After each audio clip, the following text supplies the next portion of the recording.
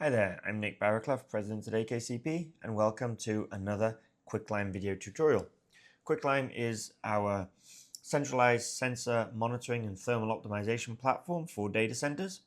And here we've got a data center floor plan that we previously created using our data center floor plan tools, which can be found under Maps and Add Data Center. Here I've got cold aisle containment, two columns with 10 racks in each, so a total of 20 racks.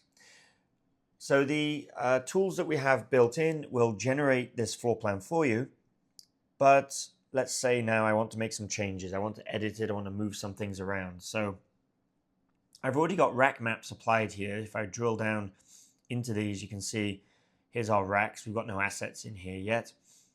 But let's say I want to move this, or I want to remove it and make space to put an in-row air handling unit. So here, let's say we're going to remove rack number 4. So we'll drag off of here. We need to open up our toolbar and unlock the map.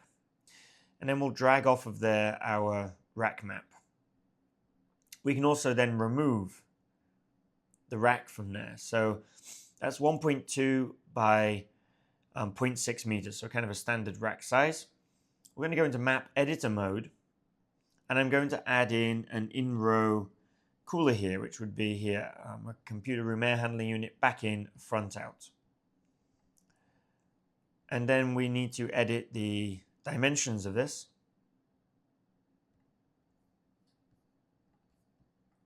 So we go to edit, and its width will be 0.6 and the length will be 1.2. Height is 2 meters. Okay, and then we need to rotate this. So we'll go to rotate and 0 degrees. So this is cold aisle containment. So we want the arrow to be pointing forwards because we're blowing the cold air into the aisle. Now we'll snap to object. So we can snap this into position. And now we've added in our air handling unit there. Let's say I also want to put one over here. So we're going to remove rack 18. And we'll make a copy of this. Now we want to rotate this 180 degrees.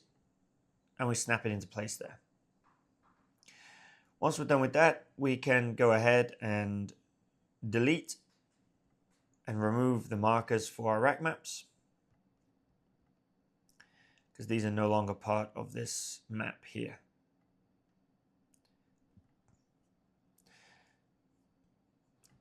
Now we have other tools here that we can use for drawing. We can draw walls. So when we convert this into 3D, you can see we've got no walls around here. We've got our air handling units and our racks, but let's add some walls. So we'll go to draw.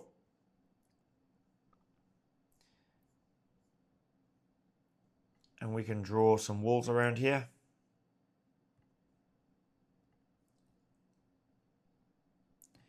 I'd obviously take more care doing this if it was for real and I wanted exactly straight walls. I can use the snapping and grid snap tools to do that. And we'll go to 3D, and now we've got our walls around our containment pod there. So you can go on editing your map as required. We can add in things like doors. So there's a swing door, for example. We can add in.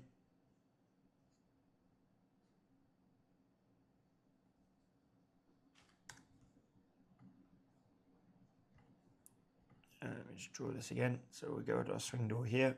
We'll put it down there. We'll finish and we'll put that in position. So we'll add a door here. Now if we go to our 3D view, you can see we've now got our door added also into our floor plan. So this is how you can edit your floor plan from the basic floor plan that's generated by the wizard to make it more customized to fit your actual facility. Thanks for tuning in. I hope you found this video useful. Don't forget to like and subscribe, and I will see you in our next video tutorial.